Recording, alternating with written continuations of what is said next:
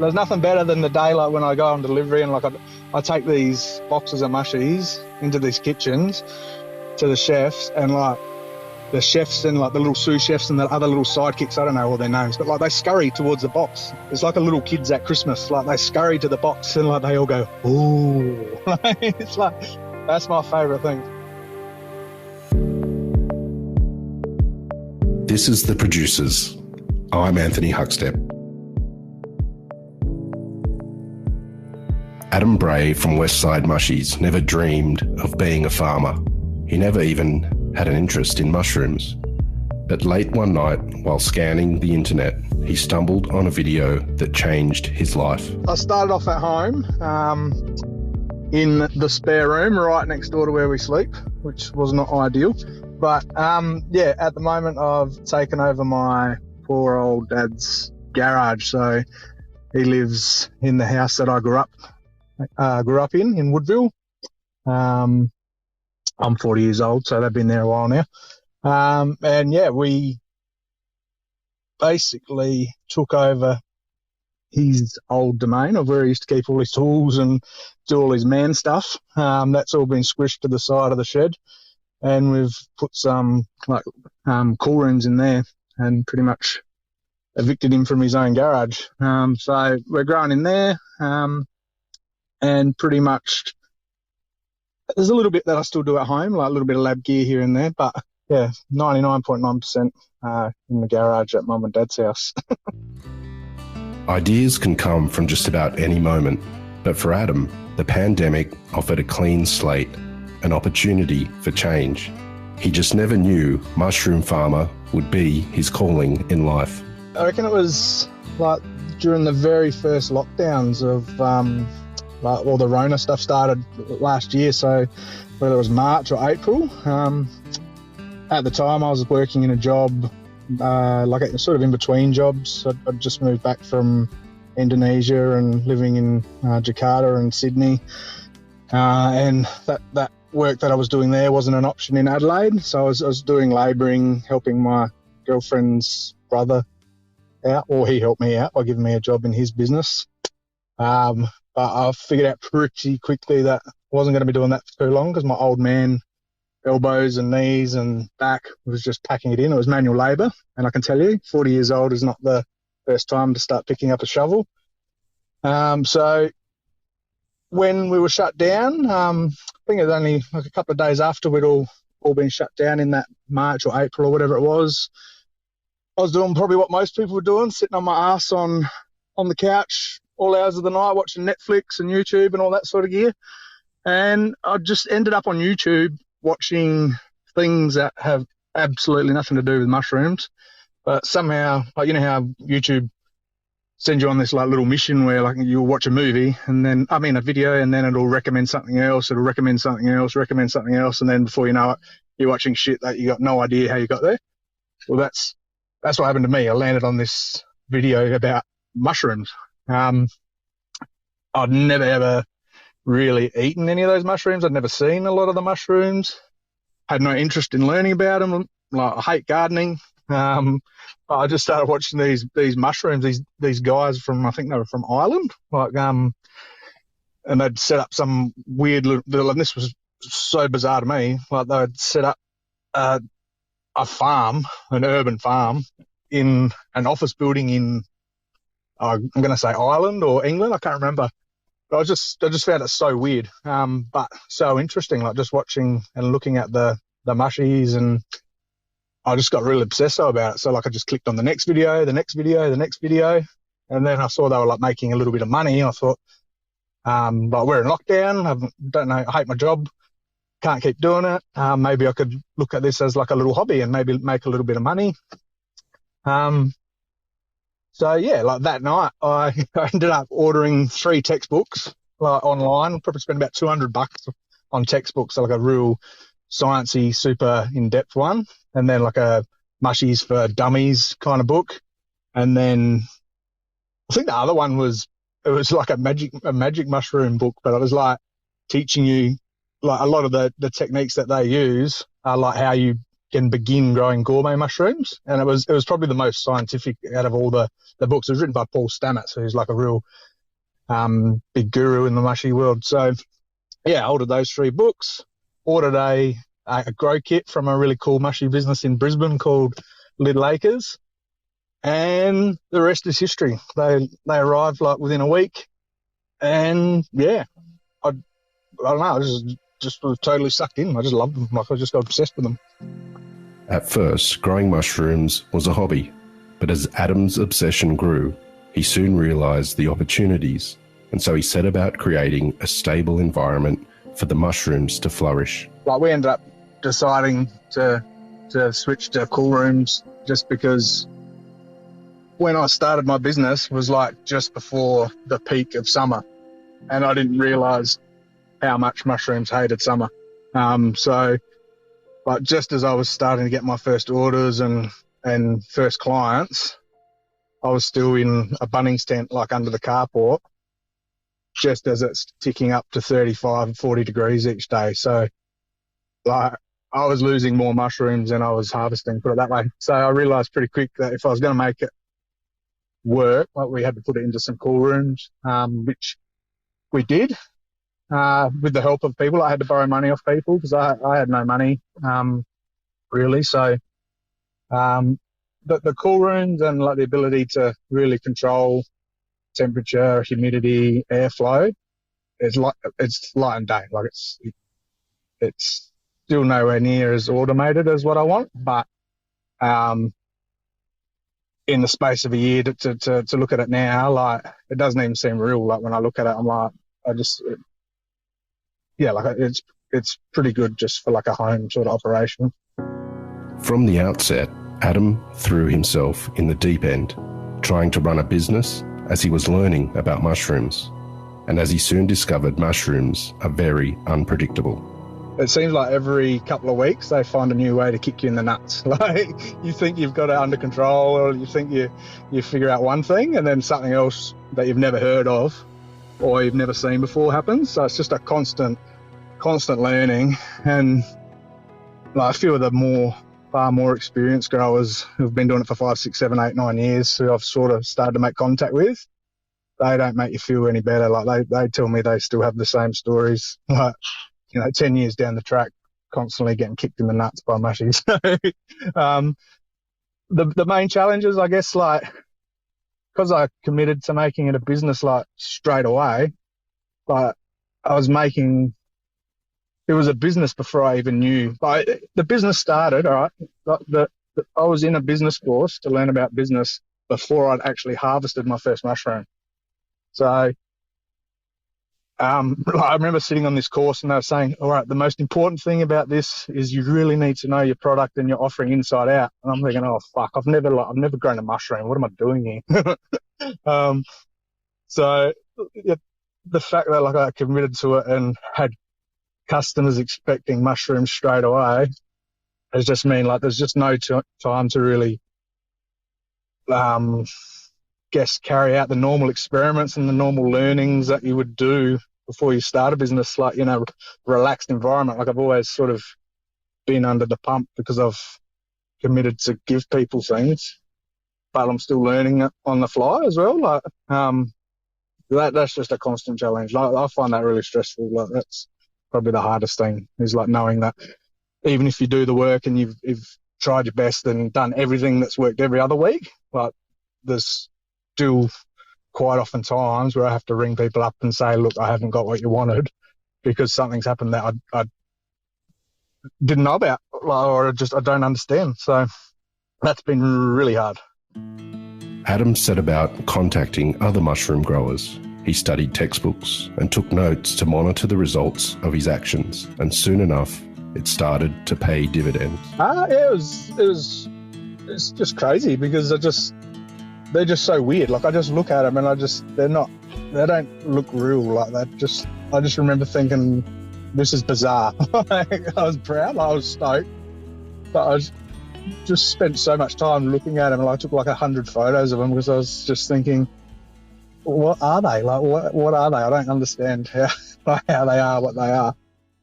But yeah, I was over the moon. Like, I remember pretty much all my family and friends were force-fed mushrooms for the first week or so because I had like a few kilos because I made enough. I don't know if I did like 10 logs or something, which is probably 5, 6, 7, 8 kilos. And because I didn't want them to go to waste, like everyone was getting mushrooms, whether they liked it or not.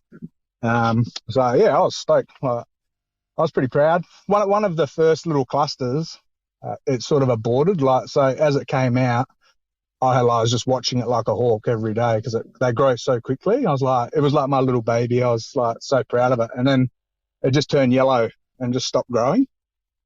And I was like, oh, what's happening? Like, pretty upset. But I harvested it anyway. So I pulled it off. I put it on the windowsill.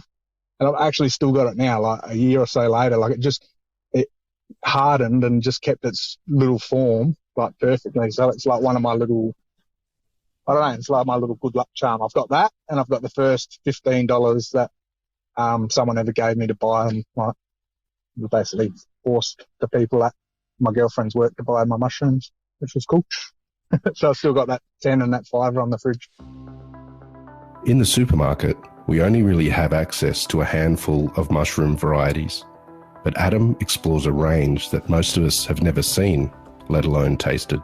I've got elm oysters, blue oysters, pink and yellow oysters as it warms up a bit, king oysters, black pearl kings, lion's mane, coral tooth, Pioppino. I think that's all. I keep telling myself that because I'm so space poor, like I don't have a lot of room, like the smart thing would be to choose your 4 or 5 best yielding, your most popular, your easiest to get rid of, the ones that you know you can grow well. And I just keep getting sucked into growing all these like other awesome ones because there's so many cool ones. Or I make the mistake, like I put a sample of something in a chef's mix, and out of all the mushrooms, guaranteed that sample that I don't want to grow, that because I don't have the room, they'll be like, oh, yeah, we'll have a couple of kilos of those next week, thanks. That'll be good. So yeah, probably at the moment 8 or 9 varieties, but ideally, like until I get more space, I should really limit it to 4 or 5. But I just got no discipline to stop growing the other ones because they're too cool. Adam began dropping off samples to chefs, and word of mouth started to spread like wildfire. The first batch that came through, I divvied off like a couple little punnets to use as samples. So just to basically not door knock, but like just lob at local cafes or local restaurants, pretty much unannounced, and just asked to talk to the chef and just introduce myself and drop them off. Actual sales, they were like all like sympathy sales, like, you know, making your family buy them off you, and my missus taking them into her work, like, you know, they have to buy them, like, I'm not going to say no. So that was the first actual ones. But like in terms of, yeah, like getting into kitchens, like the dropping off the samples was a definite Kickstarter. I don't know that I really got that many sales out of it, but I definitely got my name out there. But I got a few chefs talking as well, I think, because they could see that the quality was good. Like, I perhaps ended up getting calls from other people who I hadn't met, who were mates with the people who didn't need the mushies, but like I'd given them samples. So, you know, like the door knocking or like the sample drops paid off through word of mouth kind of thing. Soon enough, his peculiar mushrooms were getting the attention of the restaurant industry, including some of South Australia's best chefs. It actually does my head in, the places that use my mushrooms. Like, it's just one of the things that's a bit surreal. Like, so we've got Trent from 2KW. He's been a really good supporter of mine. He uses them up there. There's Jin Choi, executive chef out at Mount Lofty House, Hardy's Veranda, which is pretty top-notch joint. I think it's got a couple of hats, 3 hats. I've got more hats than that at home, but they got 3 hats. That's cool. Who else? Kane. So Kane Pollard, he was he's been a really, really good supporter of mine. He's probably been a lot more patient and forgiving than what any other person would be in the world, like, as I've been getting started. But having him take me on when the grand opening of Soul Rooftop happened was when I met him. So we were on their first menu. That was one of my second or third customers. So that was insane. That was ridiculous. That really helped me, because that's when I sort of realised the power of Instagram as well. All the chefs post their stuff, all these restaurants post stuff. So being in there and people seeing him use my stuff, it was like a seal of approval. It took away anyone's doubt, I think. So yeah, being in there, and Topiary, his chef that he's got running Topiary, Alex Payne, he's a legend. We talk all the time. He's become a friend. He's actually been over to my house, where we grow the mushrooms, where I grew up. All the families there, Italian families, they still make salamis and do the pigs and make wine and stuff. He's been there and met all my friends. Gregory from Hispanic Mechanics, been a massive supporter of mine. He's a legend. Always looks after me and takes, if I've ever got excess, I know I can call him and he pretty much buys whatever I've got. So that takes a lot of pressure off me as well. I don't know. There's heaps of places, man. They're all awesome places. There's Dwayne from Acacia at Henley, Clutch. He's taught me so much about mushies. I'll drop him off mushrooms and he'll make ice cream out of them. He'll make bloody tamari. He'll ferment stuff. He's like a little mad scientist. It's crazy. He teaches me heaps of things. He's been a massive supporter, puts us on his menus. There's lots of really good people that have helped me a lot. It's been cool.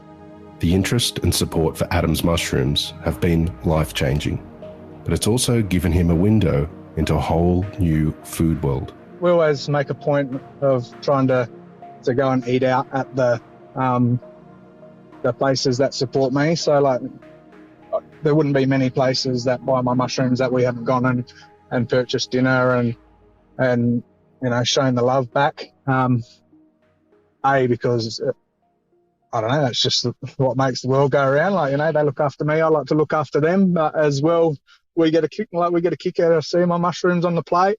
It's pretty embarrassing, really. They turn me into a real little Instagram, what's the word? I was going to say a naughty word, but one of these people that pretty much stands on their table and is looking down, taking photos of their food. I'll do that.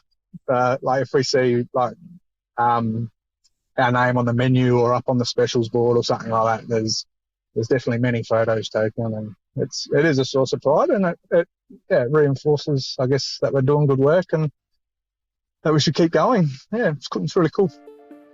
This career change still surprises Adam. He never imagined becoming a farmer, and even with the dedication and success, he's still bewildered by the path he's taken. It's just weird. I don't even understand how it happened for a start. It's just bizarre to me. And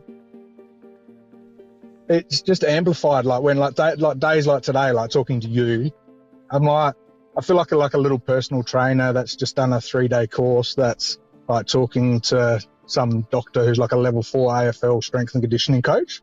I get those vibes every day, walking into these kitchens and talking to these chefs that are obviously super committed and passionate for a very long time in their field. And I'm just a little bit of a Johnny come lately. So yeah, it's surreal. It doesn't feel real, but at the same time, I love it. I love it. I love what I learn off these people. I love seeing their passion, because it's not something that I've really had in my jobs in the past. So I sort of feed off them a little bit, and I look up to them as well. They give me ideas on how I can do things better, and maybe different offerings or different ways I can offer things to the community and to the hospitality community, but just the community in general. So yeah, I feed off that. But when I look at myself in the mirror and say you're a mushroom farmer, which I do sometimes, I look at myself and I was like, how the fuck are you a mushroom farmer? Like, it just makes no sense. It's just weird. Mushroom growing is complex, but Adam believes if you understand the parameters and understand their needs, it gives you the best chance of letting them show their true character. It's complex, but it's not that complex. You just need to follow a certain set of rules and keep the environment in between a parameter that these mushrooms like. But it just doesn't always go according to plan. So like you need to, I don't know. I actually don't know. You really need to just constantly be on your toes and not take anything for granted. But then when the good ones do come along, like you need to really treat them with care, like after the harvest. So like one of the things I pride myself on, which I don't know if it separates me from anyone or whatever, but one of the rules that I set for myself, it's very rare that a chef will get a mushroom like in his kitchen that's been in the fridge like from the day before. I'm really big on harvesting and getting it straight into the chef, same day, but usually like within an hour, within 2 hours max. That's going to be a challenge to keep that going as I get bigger and better and over time. Like that's something I really don't want to slip, because there are a lot of people out there that can grow good mushrooms. And there's definitely people out there that do grow really, really good mushrooms, like people who are a lot smarter and a lot more experienced than me, that's for sure. But yeah, like the service and the time which are like between harvest and getting it to the kitchen, like that's probably what I pride myself on the most. This whole endeavour has reinforced his belief in his hometown and his home state, especially when it comes to produce and wine. I've always been a really staunch like SA, great, sort of Adelaide's the best kind of thing. But since I've been involved in the mushrooms, like they've really solidified that for me even more. Like just by as part of the business, you do market research, you suss out the chefs that are out there, the cafes, the restaurants, and you've got to sort of know the battleground. So like really paying attention to all that and learning more about that. It's just amazing how many good places there are here. Like amazing chefs, talented chefs, produce, locations, the wine. So I think it's made me love where I live even more and made me really appreciate the talent that we have here. I've lived overseas. I lived in Jakarta. We used to go to Singapore for dinner all the time. We'd go to Korea, Thailand, like flights there were like nothing. So, I've sort of travelled around and seen things, and I don't know, I'd challenge anyone to tell me like Australia hasn't got it better than everyone else in the world. Like we've got some seriously good shit here. And unlucky for you guys, Adelaide's got the best of it. It's been a wild ride, but Adam's just getting started. Stringing 4 good weeks together instead of 3 good weeks together. There's just always these things that go wrong. So definitely fine-tuning and making things more consistent. That's something I'd love to improve. Like there's still times now where things go wrong where I have to like call chefs and say, look, not this week, it's going to be next week, and I hate doing that. To the point where I don't, when I meet new people, like I really try and get people to not even put it as a menu item. Like I try and steer people towards mixed boxes and just running specials, just because I don't want to ever let people down until I've got it like super duper ironed out. So yeah, one day that would be cool, but it sounds like that's just never happens. If I'm talking to the old heads in the mushy game, like it's just always a thing. So yeah, I think that the next best thing that will help me is probably getting my own space, giving my poor old daddy his garage back, getting a space, having more room, just to not feel so crowded and not feel like the space is always sort of teetering on the edge, like it's always sort of at capacity, and it just makes it a little bit stressful sometimes. So I'd love to have a bit more space and branch out a bit. Perhaps get a helper as well. Like, it's pretty full on to do everything yourself. Like, I've just started letting my girlfriend do a little bit more admin-y sort of stuff, and mum and dad helping a little bit, because it's too much for one person to do it all. So yeah, maybe I need a minion. After 20 years in the workforce doing jobs where his heart was never really in it, mushrooms have changed Adam's outlook. I'm pretty proud of not giving up, because there was some pretty stressful times, man. Like, I'm not too big to admit, like, I've cried like lots of times, man, since like this last year, like, because you just put so much effort into it, and like, you're teaching yourself and you're like trying to find people to learn off and stuff like that. And like, when it goes wrong, or like when, like, I really like my customers. Like, I love my customers. So like, when you have to let them know that, like, you can't do what you said you were going to do this week because something's gone wrong, like that ripped my guts out lots of times. Especially when you don't really know how to fix it, like in those middle few months, like, I'm just like, I don't know what to do. Like, I don't know. I have no idea. Like, you just have to keep plugging and plugging and plugging. So like, there's been times in the past where I've just gone, nope, too hard, like in other jobs or something, or like, I don't like it, so I'm not going to do it. Whereas like with this, I can just see that, like, to stick it out and to get through it, like, it's just going to pay off. Like, and I just love, there's nothing better than the day, like, when I go on delivery and like I take these boxes of mushies into these kitchens to the chefs, and like the chefs and like the little sous chefs and the other little sidekicks, I don't know all their names, but like, they scurry towards the box. It's like a little kids at Christmas, like, they scurry to the box, and it's like the papa chef gets the knife and like slices the sticky tape and opens it up, and it's like a cartoon where like the lights like come out of the box and like they all go, ooh. It's like, that's my favourite thing. So like, I get a real kick out of that. So I'm proud of sticking with it, knuckling down and offering, I don't know, just taking pride in offering something that people love, and not being scared to get in the uncomfortable zone. Adam Bray is not your everyday farmer, but his willingness to roll the dice and put his hands in the soil have resulted in not only the most incredible produce, but he's forged new connections and turned his life around too.